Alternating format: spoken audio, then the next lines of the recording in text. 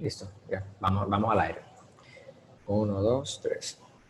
Muy bienvenidos público televidente y oyente a Desde el Museo. Yo soy Óscar Mejía, gestor sociocultural del Museo Carnaval Vegano, y nos encontramos en Desde el Museo, nuestra cita de todos los viernes. Hoy vamos a hablar de museos, de museística y de curaduría, con dos expertas en el área. Tenemos a Isabel Serrano, nuestra querida Isabel y curadora del museo, la cual es licenciada en arte, en Historia del Arte y graduada en un diploma de oro de la Universidad de Oriente de Cuba. Tiene un máster en Ciencias de la Educación. Ha realizado varios cursos superiores y de posgrado, catedrática, conferencista, curador y crítico de arte y autora de 9 volúmenes de la educación artística de México. Isabel, ¿cómo está usted? Bienvenida. Hola, encantada de estar por aquí. Muchas gracias, muchas gracias. Y también tenemos a Lilian Carrasco, la cual es columnista del periódico El Caribe, egresada de la Universidad de La Habana, Cuba, en la carrera de Historia del Arte, especialista y crítica y curaduría, así como en Derechos Humanos y Derecho Internacional Humanitario. Lilian, ¿cómo estás? Muy Bienvenida. bien, muchas gracias. Un honor estar entre ustedes, gente tan talentosa y que hace un trabajo tan loable en el campo de las artes visuales en la República Dominicana. Muchísimas Hola, gracias. Lilian. Hola Isabel, qué Hola. gusto tenerte también aquí, compartir un tema tan apasionante como el que vamos a abordar en breve. Así es, igual para mí.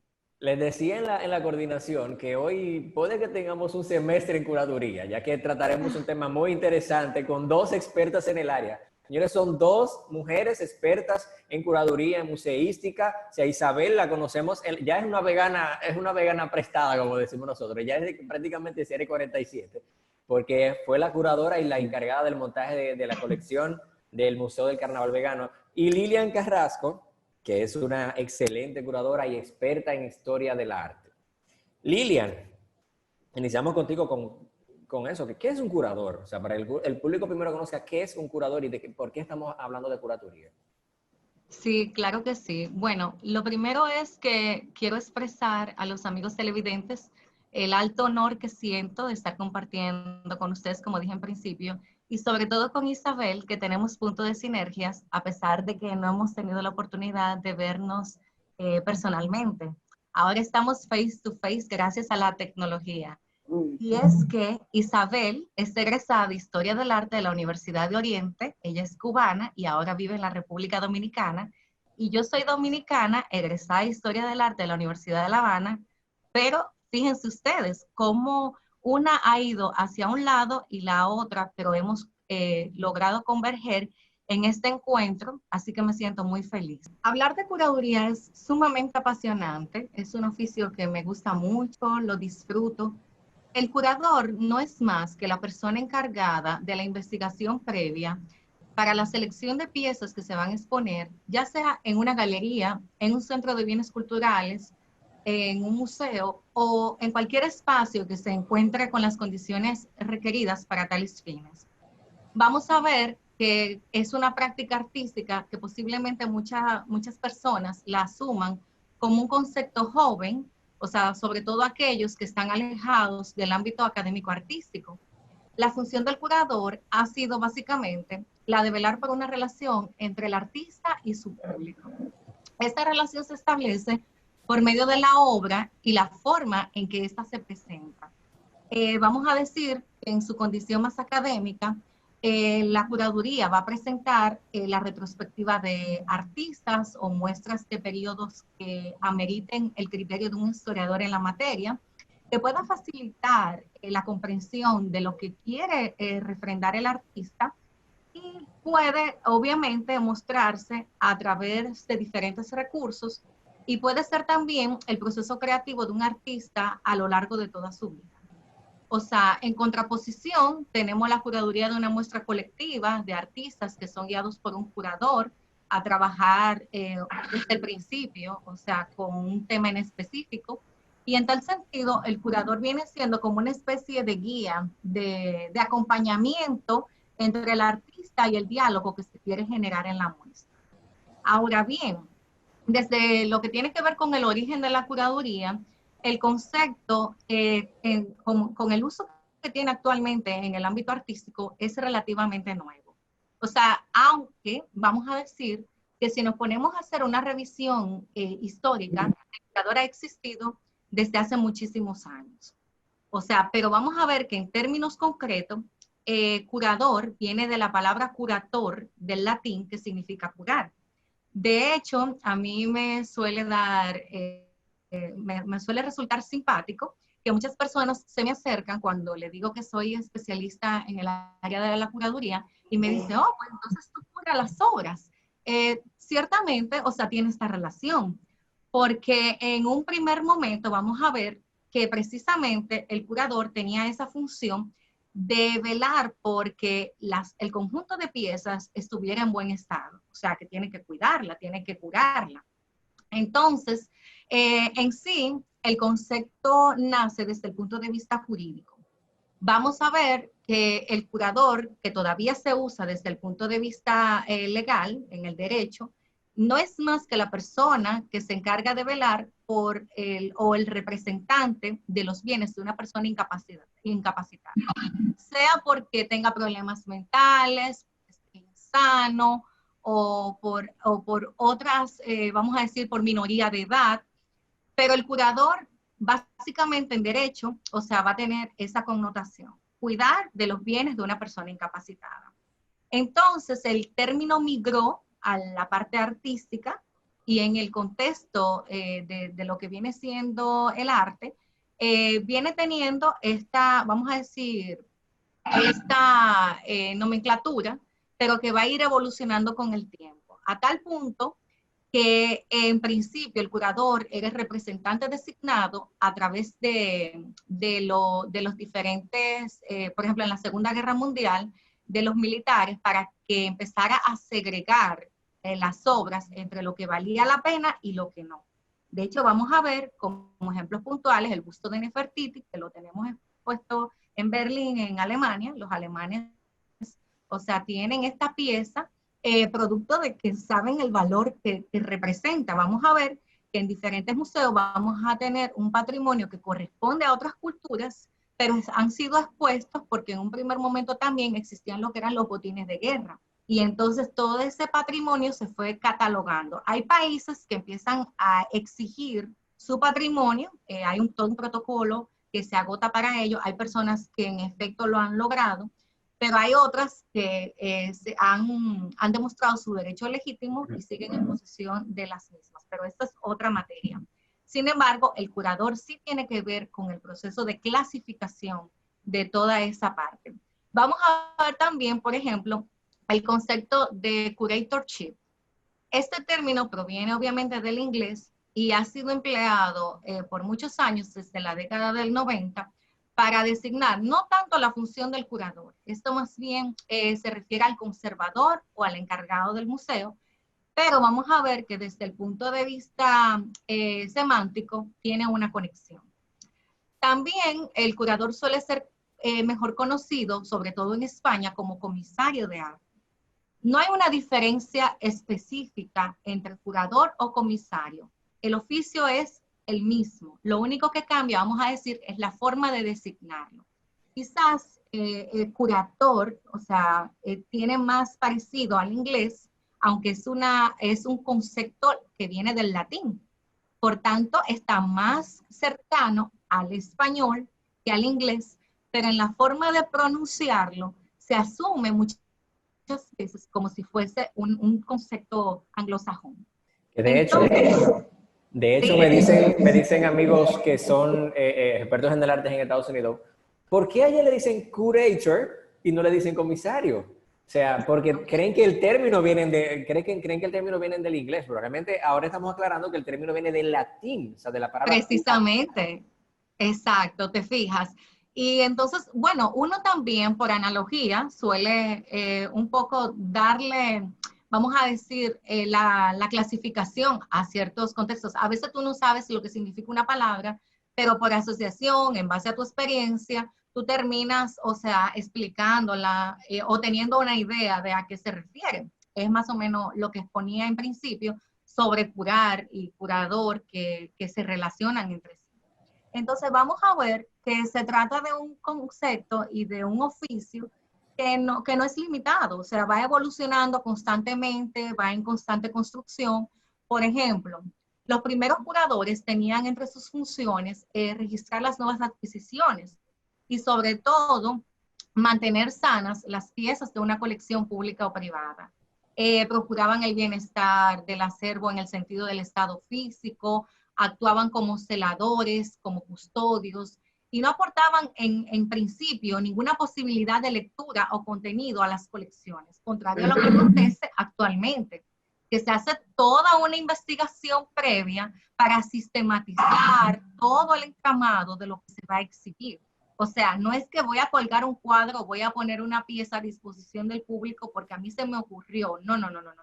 Todo eso está debidamente fundamentado. Lo que pasa es que esta información no se aprecia formalmente hacia el público, a menos que sea una persona interesada en la investigación. Pero cuando una persona entendida en la materia asiste a una exposición que ha sido curada, se nota la diferencia, porque es que todo está dispuesto de una manera muy estructurada.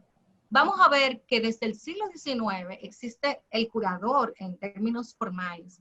Por ejemplo, a propósito de los salones oficiales de exposiciones de arte en Francia, en cuyo ámbito el conservador actuaba como una especie de árbitro entre los aspectos, vamos a decir, del contexto que se suscitó a finales del siglo XIX entre los académicos y los impresionistas. Esto así porque el impresionismo necesitó legitimarse, toda vez que era una tendencia que surgía, o un movimiento más bien artístico, que no se apegaba a los cánones académicos. O sea, los impresionistas dijeron, nosotros vamos a asumir una forma libre de hacer nuestro arte, y ellos necesitaban que ese proceso fuese legitimado, y entonces es así que intervienen no solamente los curadores, sino también los críticos de arte. Entonces no es hasta la posguerra que el curador se identifica con las funciones que se le confieren en la actualidad. De hecho, a mediados del siglo XX, algunos críticos, por ejemplo, como Harold Rosenberg o Clement Greenberg, empezaban a definir las acciones de los artistas. Por ejemplo, en el caso de Rosenberg, vamos a ver que para definir la nueva pintura americana lo hace bajo la designación de action painting. Entonces, en el caso de Greenberg, utiliza el concepto de pintura de tipo americano. Entonces, tomando en consideración estas aseveraciones, vamos a ver que ellos pasan a legitimar el proceso artístico. Entonces, todo esto conlleva una fundamentación, porque vamos a ver qué significa cada cosa que van haciendo los artistas con el tiempo. Entonces, eso se va organizando, esas ideas, y se van fundamentando. A partir de ese momento, cada movimiento o tendencia artística se va presentando en la escena cultural y ha sido de la mano del curador. O sea, vamos a decir que a partir de mediados del siglo pasado, la figura del curador se consolida, tal como lo conocemos en la actualidad. Ahora bien, en cuanto al rol del curador, ¿qué le corresponde al curador de arte? El curador de arte, me gustaría que pasáramos a la diapositiva anterior, donde vamos a hablar del rol del curador. O sea, diagnostica tendencias, indicaciones, tensiones propias de la cultura y el arte. Vamos a ver también que el curador es un hacedor de lecturas hermenéuticas que incentivan a la complicidad entre el artista y las obras y sus destinatarios. Cuando hablo de hermenéutica, se refiere básicamente a la interpretación. Los especialistas solemos usar mucho este concepto porque es que casi siempre vamos a tener que estar interpretando la producción visual del artista o el conjunto de piezas porque tenemos que buscar lecturas en ellas para que puedan ser comprendidas por el público. O sea, nosotros vamos a ser precisamente propiciadores de lecturas coherentes para que se facilite el análisis de las obras. Asimismo, nosotros vamos a ser aglutinadores de proyectos y de obras o piezas en general, porque se pueden presentar, qué sé yo, pinturas, se pueden presentar documentos, se puede presentar escultura, o sea, se pueden curar una serie de elementos que a veces uno se queda impresionado. Es más, me voy más lejos. La función del curador no se limita propiamente al oficio artístico, Hay algunas cosas que también el curador puede organizar y sistematizar. Por ejemplo, el curador perfectamente puede trabajar en un archivo, porque puede catalogar el archivo. O sea, que es una función muy diversificada. La curaduría es una práctica intermediadora, estrechamente vinculada con la actividad crítica, que agrega un grado de especialización mayor en el campo de la difusión cultural. El curador es quien aporta los criterios rectores para la formación de colecciones institucionales, corporativas, privadas o particulares. Por ejemplo, en la República Dominicana, además de los museos, de los centros de bienes culturales, como por ejemplo el Centro León Jiménez, tenemos el Centro Cultural Mirador Santo Domingo, está el Centro Cultural en Baní, tenemos también Altos de Chabón, o sea, en La Vega tenemos, por ejemplo, ahora la parte de los museos y las galerías, obviamente. Vamos a ver que además de todo esto, o sea, en lo que tiene que ver propiamente con el curador, están las colecciones, tanto públicas como privadas. Y pongo el caso de la colección de aduanas, que ahora también es una fundación, y de la Cámara de Diputados. O sea, sobre todo la Cámara de Diputados, a mi juicio, es una de las mejores colecciones públicas con las que cuenta el Estado, independientemente de lo que vienen siendo los museos y los centros culturales. O sea, es impresionante el colectivo de obras que han sido reunidas de la mano de un gran especialista a quien aprecio, admiro y respeto mucho, como lo es Abel Peralta Agüero. Entonces, en definitiva, o sea, el curador es una figura comprendida entre la museografía, la crítica y la gestión cultural. Y asimismo abarca dimensiones importantes como es la parte axiológica, que tiene que ver con la parte de la interpretación del valor, la propia puesta en escena de todo el conjunto que se ha seleccionado y la interpretación de las obras, a su vez por parte para que pueda ser más fácil para el público. Entonces, de hecho, con los saqueos de la Segunda Guerra, o más bien entre todos los procesos que hemos tenido de conflictos armados, vamos a ver que los alemanes, por citar un ejemplo, contaban con un curador que seleccionaba oficialmente entre lo que era el arte museable y el arte, vamos a decir, degenerado, como ellos solían denominarle quizás a todo aquello que no le encontraban un valor estético. Entonces vamos a ver ahora un listado en el que en las diapositivas vamos mostrando, podríamos pasar la próxima diapositiva, por favor, en la que vamos a ver también los elementos básicos para pensar una exposición. Dentro de ellos tenemos la parte de la temporalidad. En la temporalidad se define el tiempo de la exposición.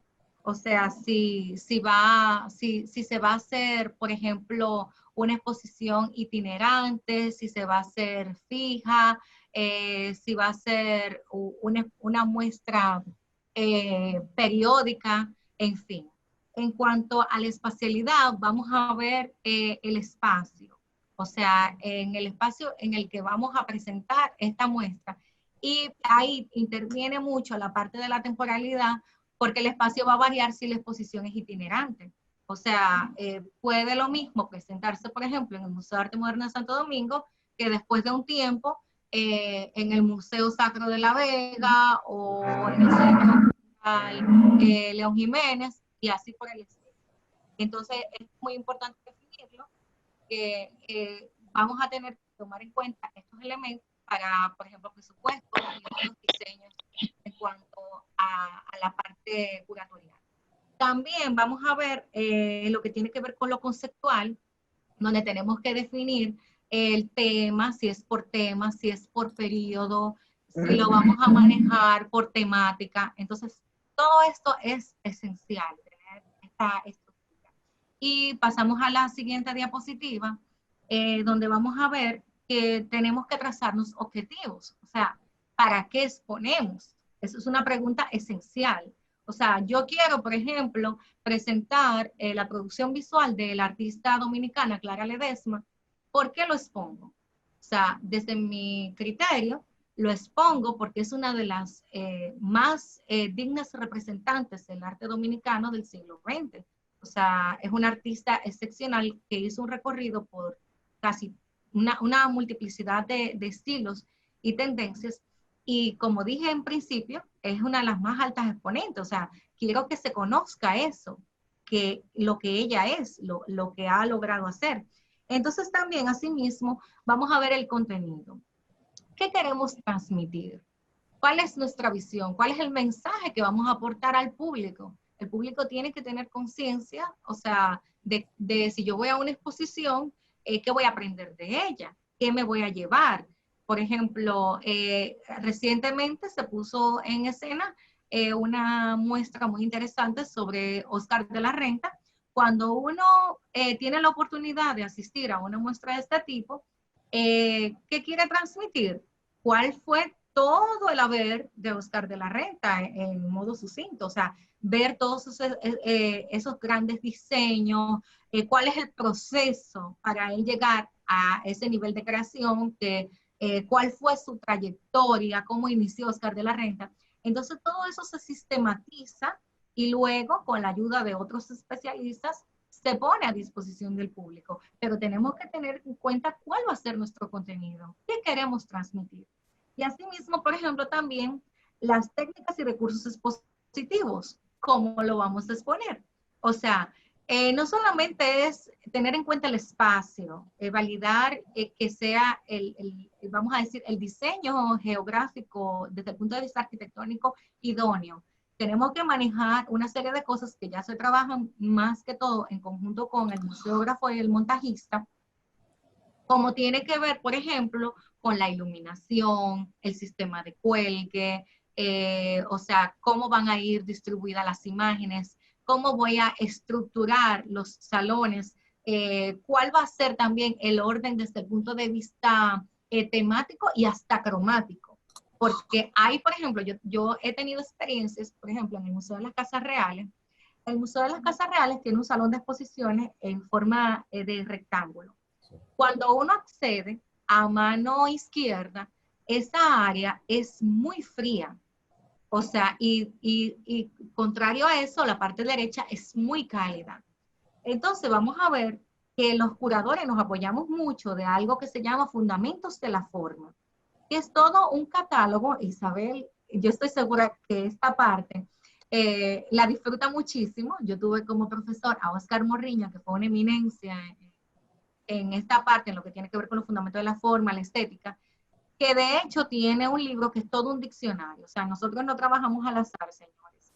Hay toda una nomenclatura donde se define qué es un color, qué significa un color frío, qué significa un color cálido, qué transmite. Entonces, volviendo a lo del Museo de las Casas Reales, a mí no se me puede ocurrir tonos cálidos en el lado frío o viceversa. O sea, yo tengo que jugar, hacer un equilibrio para que cuando el espectador tenga la oportunidad de acceder a la muestra, pueda sentir este equilibrio. O sea, porque eso te transmite emociones. Solamente la forma de disponer todo, eso es fundamental. Entonces vamos a ver que cómo lo queremos transmitir, los recursos. O sea, es esencial, porque si no tenemos en cuenta estos detalles, se nos puede dañar el discurso del curador. Por eso tenemos que trabajar en sinergia. Y ya finalmente, o sea, vamos a ver que tenemos en la parte que exponemos, yo lo decía anteriormente, están los museos, las galerías,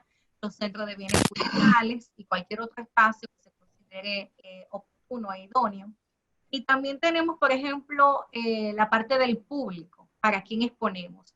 Si exponemos para estudiantes, para especialistas, para público en general, todo eso se tiene que tomar en cuenta, porque entonces el discurso va a ser o más académico o más digerible para las personas que tengan la oportunidad. Y finalmente tenemos la parte del presupuesto, esencial, porque un buen montaje no lo podemos hacer si no tenemos los recursos para poder llevarlo a cabo.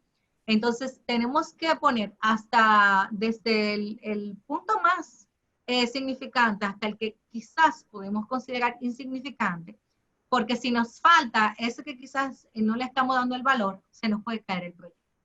Entonces, en grandes rasgos, esas son las consideraciones sobre lo que tiene que ver con la curaduría de mi parte. Okay. Yéndonos un poco a lo que es el montaje, que hablabas ahorita de que el curador tiene que pensar todo en cuanto a color, en cuanto a espacio. Muchas personas van a los museos y dicen, ay, pero ¿por qué no lo pusieron de tal manera que se ve más bonito? O sea, muchas personas dicen, ah, pues lo pusieron así porque se ve bonito así, pero realmente tiene un sentido, o sea, tiene un porqué de por qué la obra o el bien está expuesto de una manera. O sea, muchas personas van, por ejemplo, a un museo, digamos, un museo el Museo de Arte Moderno, que tiene muchas salas en color blanco, que es para que las obras se destaquen, y mucha gente dice, ¿y por qué no le dan un color a la pared? Pero ¿qué pasa? O sea, si le dan un color a la pared, la obra no se va a destacar, y eso es lo que mucha gente no entiende. O sea, lo mismo pasa aquí en el Museo del Carnaval. O sea, ay, ¿por qué no ponen paredes de colores? Porque es un museo del Carnaval. Al poner una pared de color, o sea, con el colorido que tiene el museo, digamos que podría perderse. Isabel, incluso una vez comentamos eso. O sea, que todo tiene un porqué en cuanto a lo que es un montaje museístico. Exacto, pero qué bueno que dices esa última parte.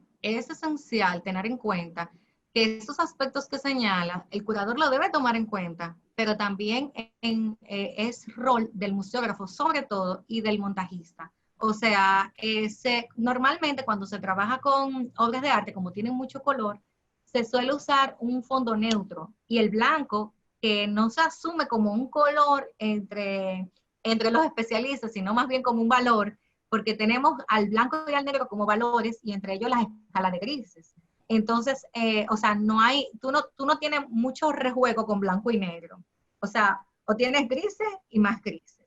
Entonces, en este caso, es esencial la sinergia entre museógrafo, montajista y curador, para que el museógrafo pueda captar lo que quiere transmitir el curador, porque él es el encargado de llevar el mensaje final. A veces hay personas que hacen un todo en uno, por decirlo de alguna manera, hacen de curador, hacen de museógrafo, de montajista, etc.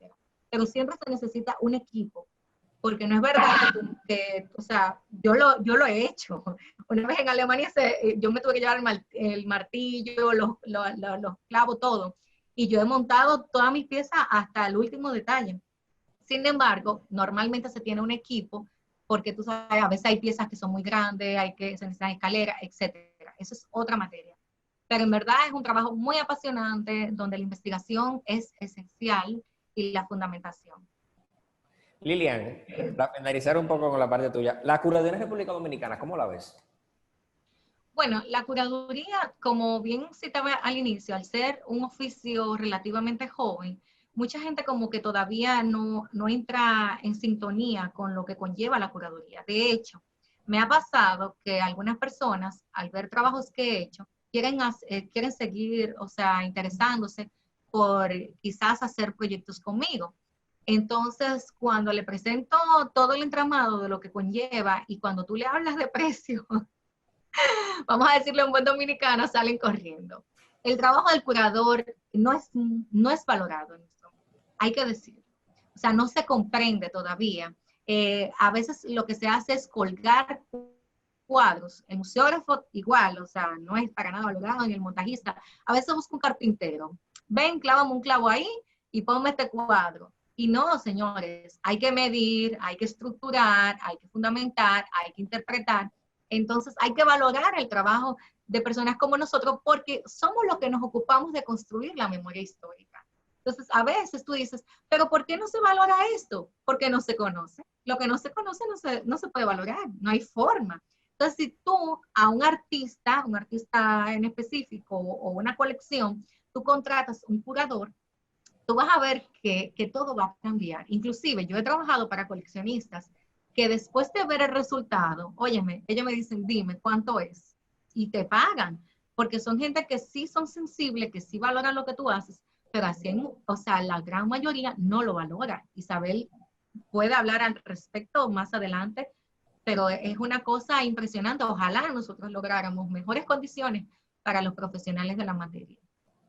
Es cierto. También vamos a hablar un poquito de lo que son las donaciones de piezas a los museos. Como mucha gente no entiende que todo no se puede donar a un museo, o sea, no todo entra a un museo, no todo es museable. O sea, incluso aquí en el Museo del Carnaval hemos tenido la dicha de que muchas personas la quieren donar, pero no entiende que no todo califica para ser montado en la colección o, dígase en otro museo, no todo califica para ser expuesto en una sala. O sea, creen que Exactamente. porque tengo una obra bonita, o sea, yo quiero donarla para que la pongan. O sea, es algo que hay que marcar, porque tenemos muchos televidentes que nos están viendo y que quieren ser donantes, para explicar un poquito qué tiene que tener una pieza para ser museable, o sea, a la hora de donarla. A ver, quizás antes de donarla no se debe cuestionar, o sea, se debe dejar la libertad a la persona que pueda presentarlo y esto inclusive puede formar parte del patrimonio del museo. Ahora, no todo se expone. El museo puede tener, o sea, o el Centro de Bien Cultural puede tener una colección inmensa. De hecho, es así. El Museo de Arte Moderno de Santo Domingo tiene muchísimas obras que no se han expuesto y que a veces, o sea, lo que se hace es que se juega. O sea, se puede cambiar la museografía recurrentemente y el montaje, pero esto va a depender del criterio de los especialistas y de lo que se quiere en el momento. O sea, las circunstancias van a definir muchas cosas. O sea, usted puede donar lo que usted quiera. Ahora, lo que se va a exhibir pasa por un proceso de catalogación, de selección, y evidentemente todo lo que entra al museo se va compendiando, se va catalogando y sistematizando.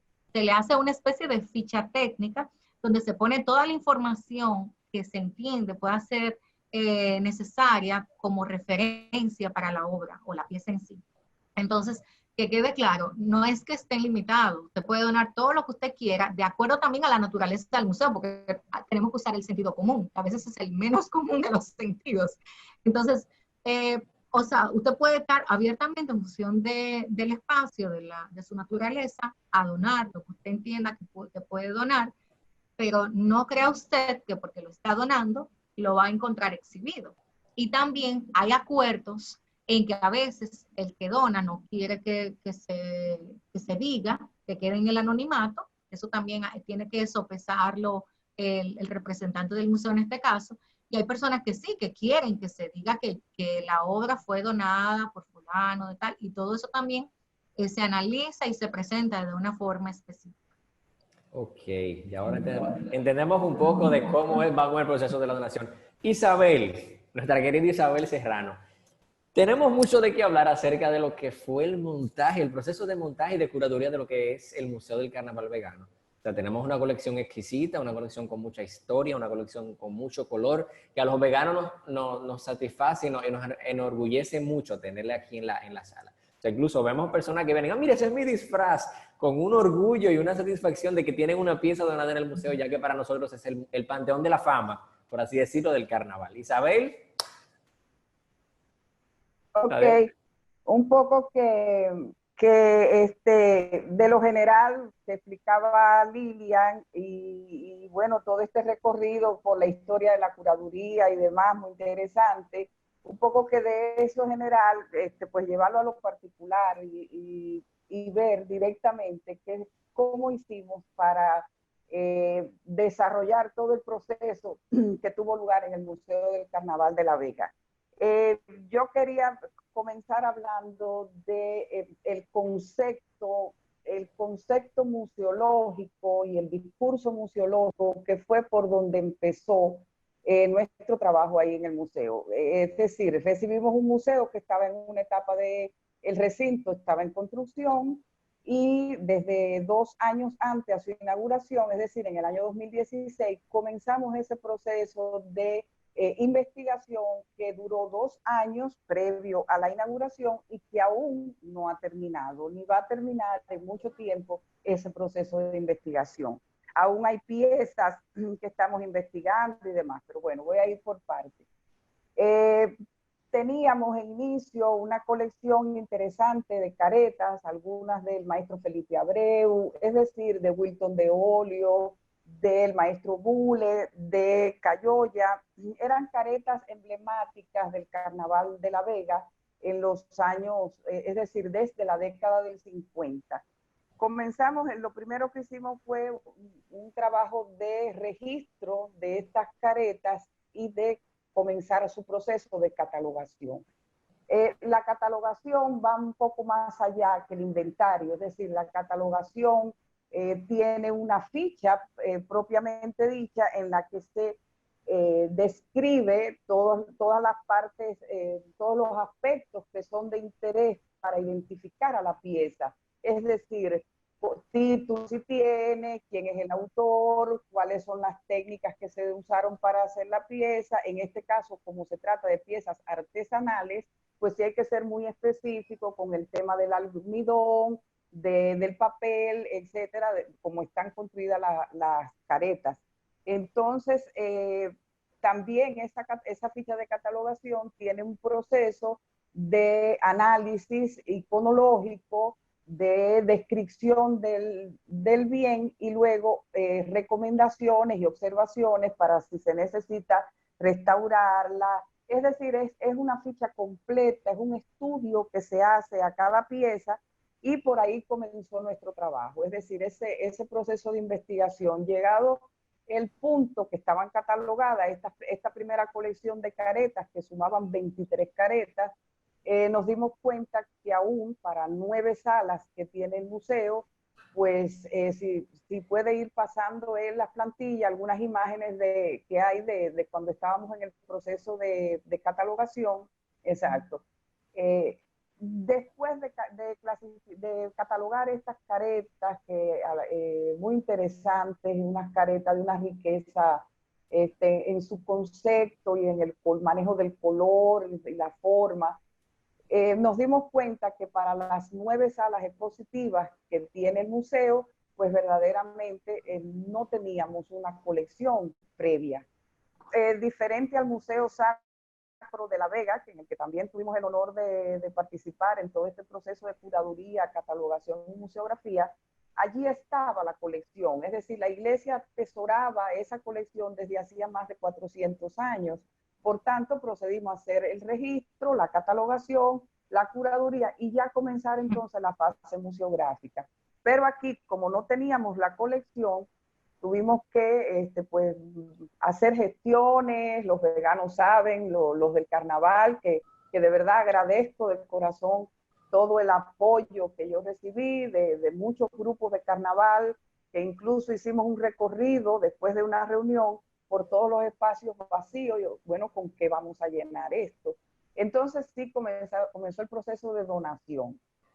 Y con esa donación, que como bien ustedes decían, no todo constituye un bien museable.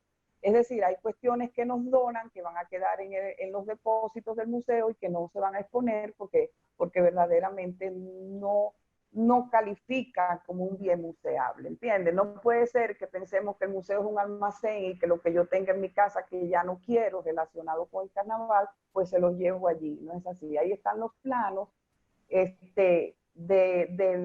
los 2 niveles del museo y las 9 salas. Es decir, que para completar la muestra que hoy tiene el museo fue un proceso muy arduo, un trabajo de 2 años y llevar, es decir, pensar en un concepto museológico, que fue lo que le siguió a todo este primer momento, un concepto museológico que nos permitiera conceptualizar una muestra para un museo temático.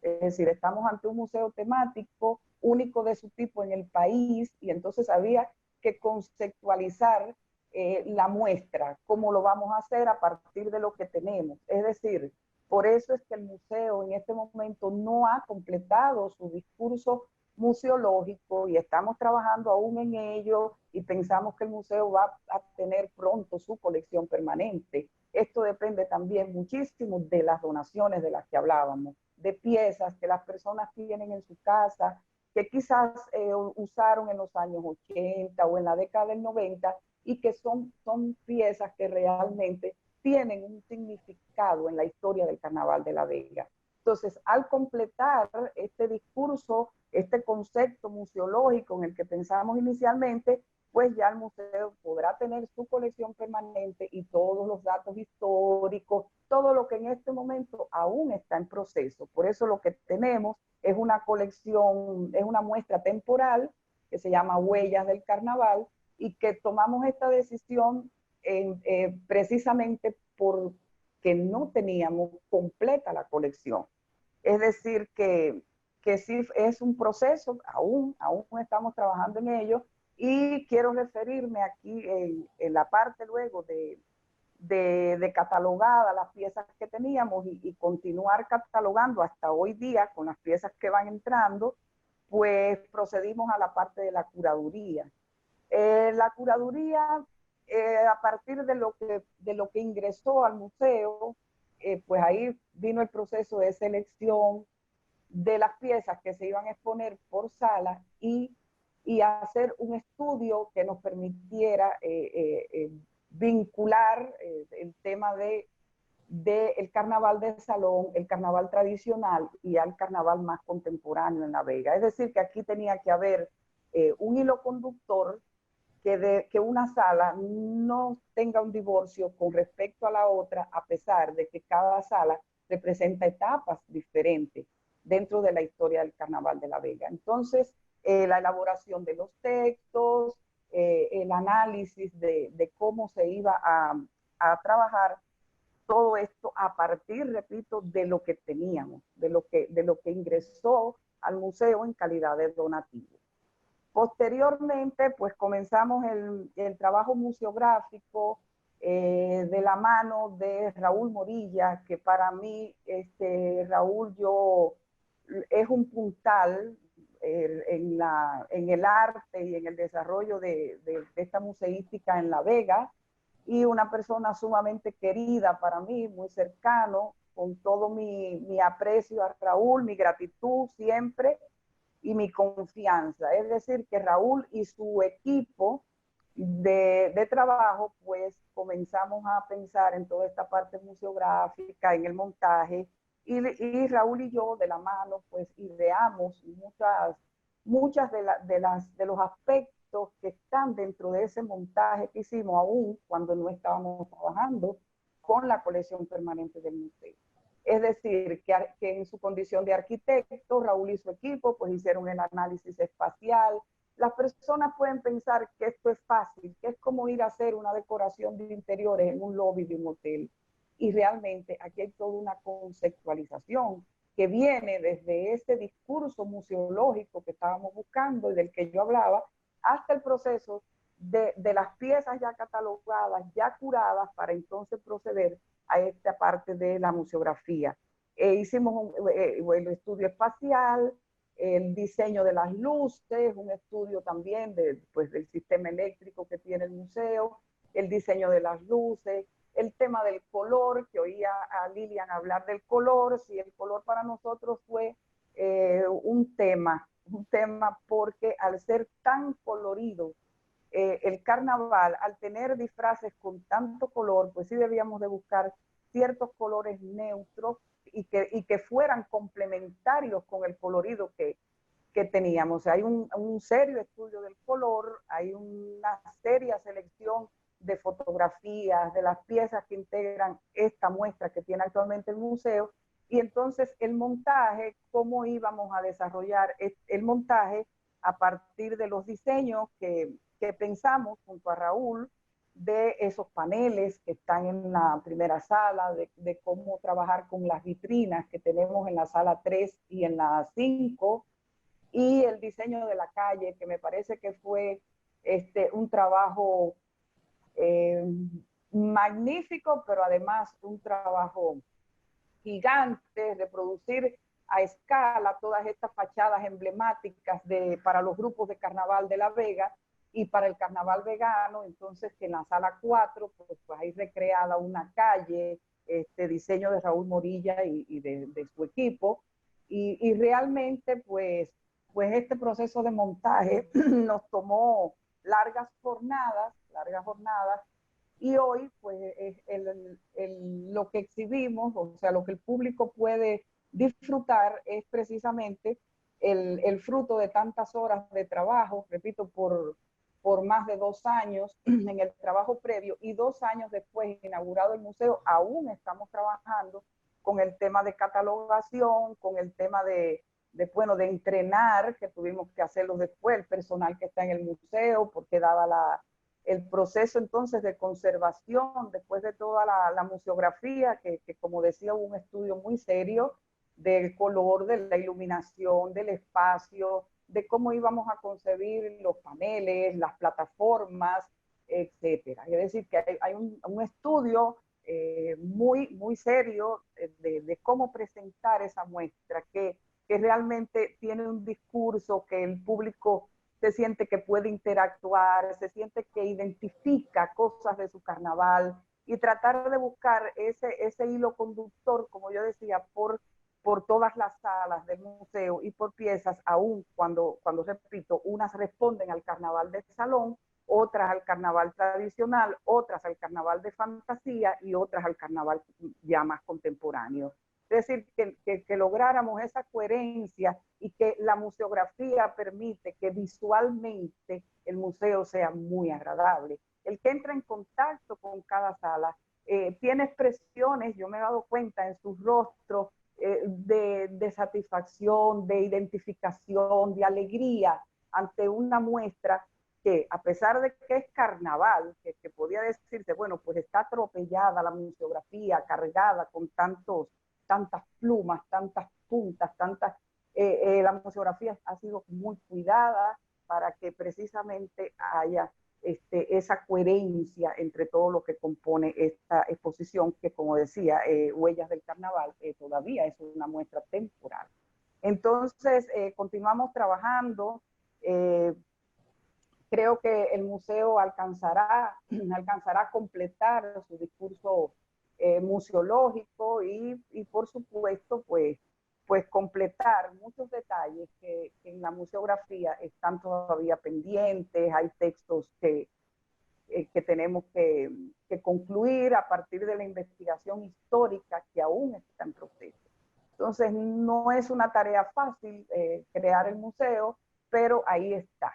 Nos entregamos con muchísimo amor, con muchísima dedicación, y ahí está el fruto de nuestro trabajo y el fruto de muchas horas de entrega para que La Vega, que tiene su carnaval declarado Patrimonio de la Nación, pues pueda tener un museo que represente y que resguarde toda esa historia que tiene el Carnaval de La Vega, orgullo de los veganos, orgullo de la República Dominicana, y nosotros pues realmente continuamos con esta labor que sé que vamos a poderla terminar con la colaboración de todos en equipo, porque este es un trabajo que de manera individual no se logra, es un trabajo en equipo, que así lo hemos hecho desde un inicio, y me parece que sí lo vamos a lograr al final, pues completar lo que falta y que la colección pues pueda enriquecerse con los donativos y que el museo pues vaya hacia adelante. De manera general, tenía apuntada por aquí algunas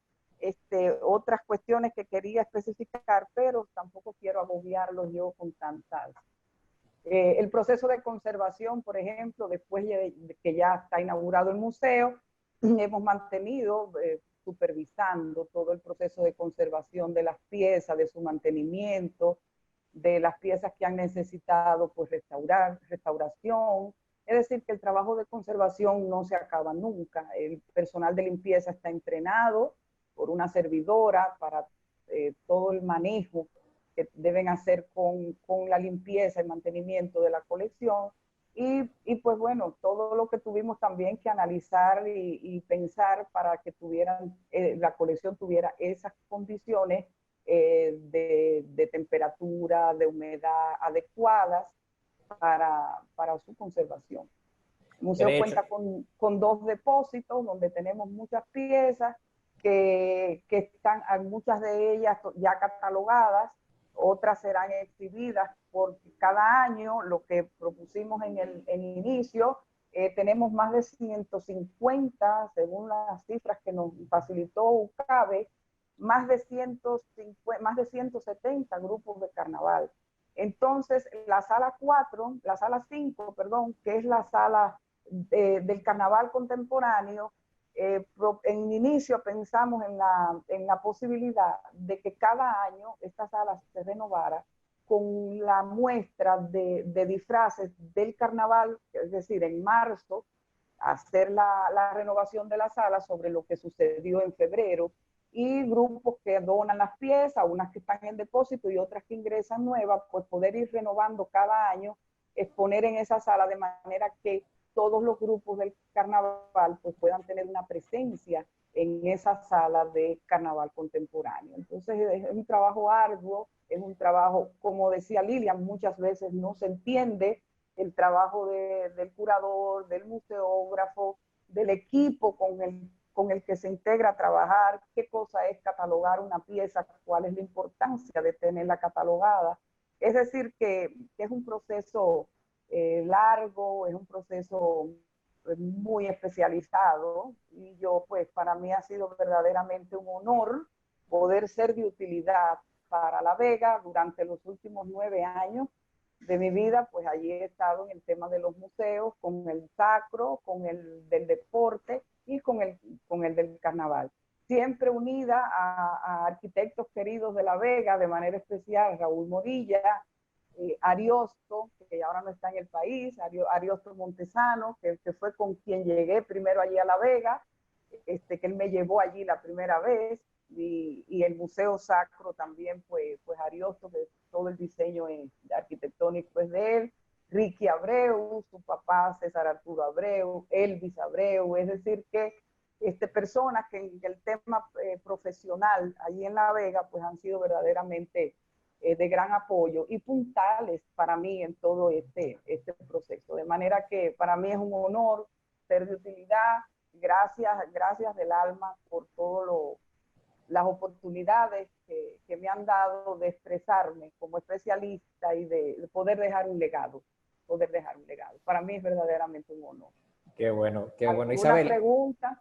Sí, quiero apuntar esta parte que usted habló sobre la recolección de datos. Es bueno que el público conozca y que sepa de que pueden acercarse al museo a ayudarnos con lo que es la recolección de los datos, porque tenemos, o sea, en La Vega hay personas que tienen mucha experiencia también en carnaval, o sea, tienen muchas historias y pueden conocer, por ejemplo, una pieza que a nosotros no haya llegado sin ningún dato y que puedan decir, mira, esa careta es de tal grupo, esa careta la hizo tal artesano. O sea, pueden acercarse al museo si tienen algún dato histórico, si tienen alguna reseña también histórica, y pueden sin ningún tipo de problema, pueden acercarse a nosotros, ya que además de ser un museo que exhibe, es un museo que colecciona datos, o sea, necesitamos datos históricos para poder exhibir con mucho más exactitud las piezas que tenemos en nuestras salas. O sea, porque como dije anteriormente, Isabel también lo sabe, en cuanto a las anécdotas que tenemos del museo, llegaron piezas que no tenían dato alguno, que hubo que empezar un proceso de investigación de saber de dónde llegó, cómo llegó, quién la hizo, que fue un proceso un poco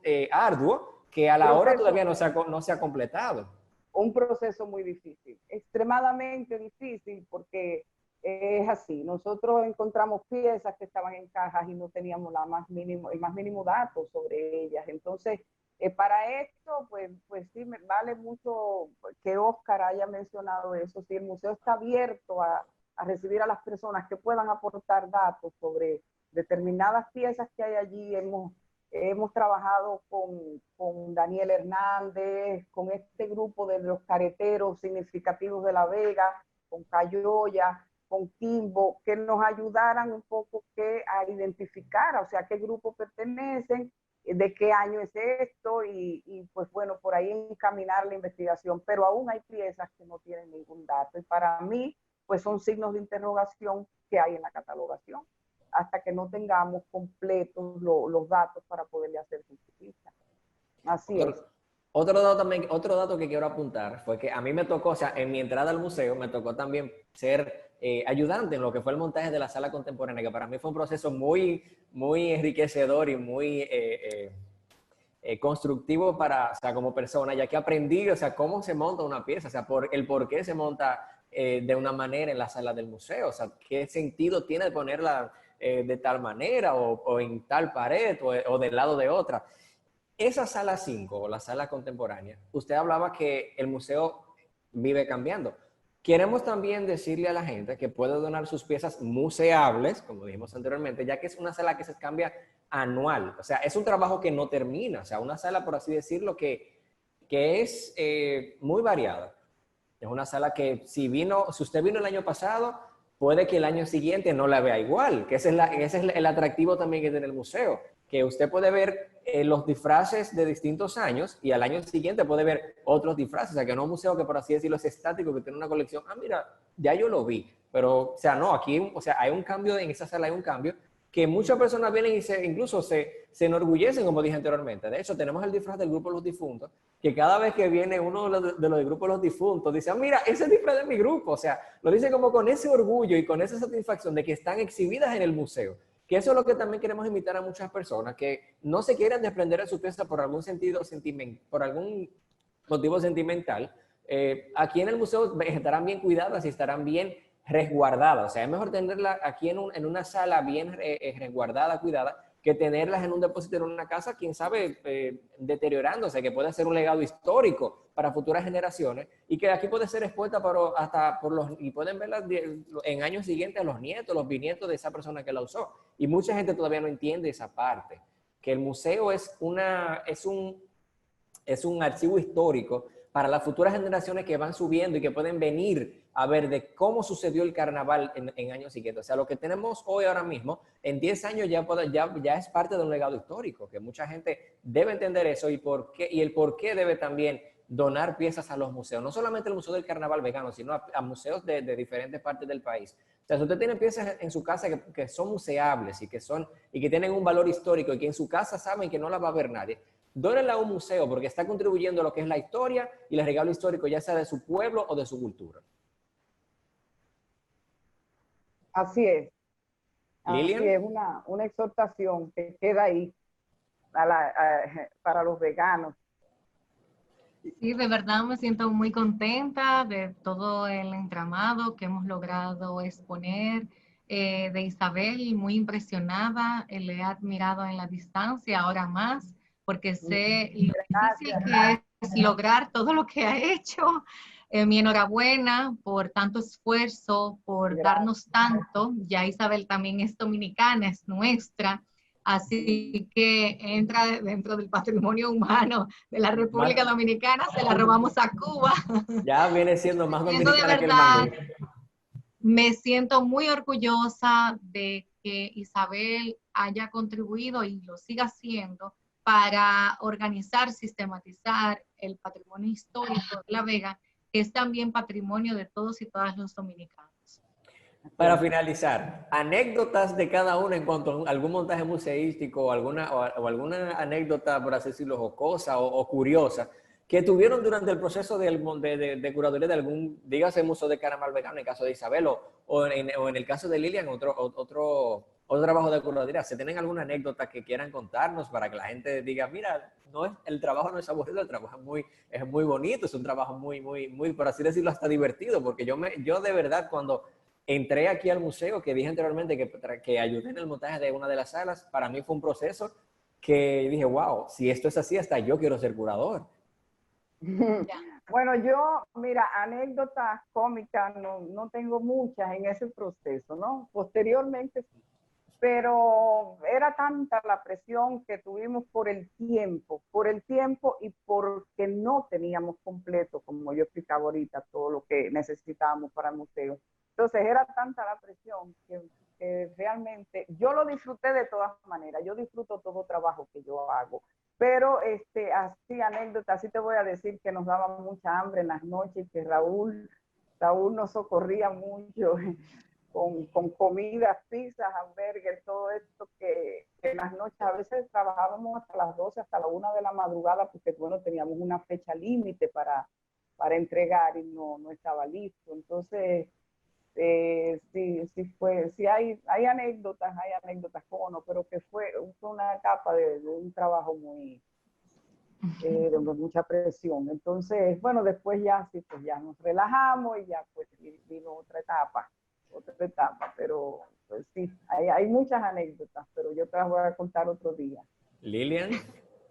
Bueno, puedo recordar así rápidamente que en una oportunidad en la Galería de Arte Nader estaba trabajando con la obra de Federico García Godoy, que dicho sea de paso, su familia es de La Vega. Vegano. Entonces, estábamos montando ya la parte de los textos de las apoyaturas museográficas y de repente la pared que había sido pintada hacía poquito y se había hecho porque el señor Nader había subdividido el espacio. En principio, la galería tenía el acceso por la calle Rafael Augusto Sánchez y ahora es por la Pablo Neruda. Entonces, en medio de todas esas subdivisiones teníamos el proceso de montaje y las paredes estaban muy frescas. Se nos ha caído el bendito texto. Ya, o sea, el día antes de la inauguración. Y entonces yo, con toda la paciencia del mundo, busqué unos destornilladores, empecé a pegar letra por letra las apoyaturas museográficas con un cincel y con apoyo de un nivel y todo eso. Y yo decía, ay Dios mío, vamos a ver que esto quede bien. Y de verdad quedó muy bien. Y otra experiencia fue con iluminación. Estábamos haciendo prueba de luces y ustedes que están trabajando precisamente ahora con el Museo del Carnaval, las caretas tienen mucho colorido. Y entonces Federico García Godoy estaba utilizando unas piezas con materiales reciclables que tenían un gran colorido, porque eran inclusive algunas en madera, policromada, y de repente hubo una confusión y pusimos luces todas rojas, y aquello parecía una cueva de espanto, que nada faltaba ponerle tambores. Entonces una niña como que se acercó y se impresionó y automáticamente empezamos a hacer todos los ajustes para la iluminación para que se vea lo importante que es tener cada detalle en cuenta. Entonces cualquiera de estos elementos, si no se está pensado y si no se tiene también quizás el sentido idóneo de quizás tratar de maniobrar oportunamente, se nos puede caer todo.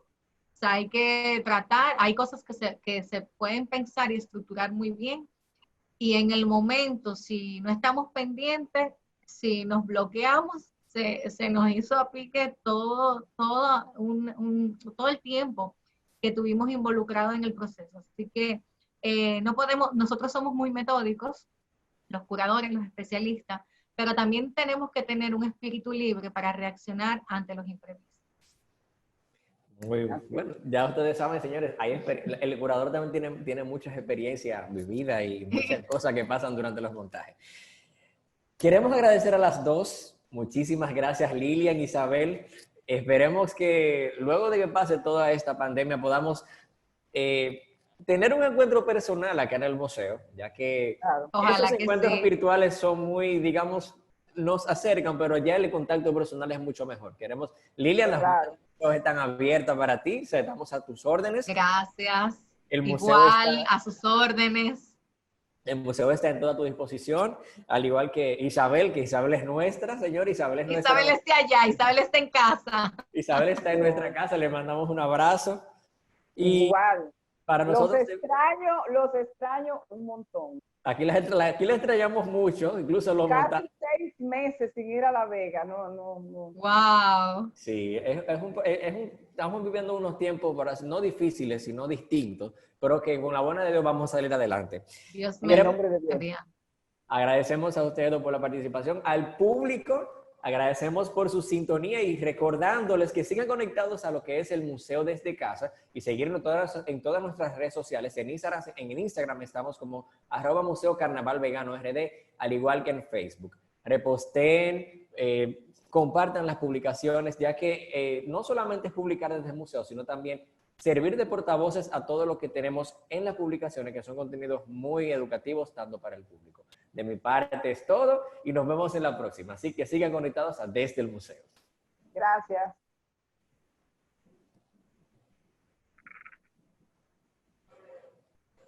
Y listo, ya salimos del aire. ¡Eso!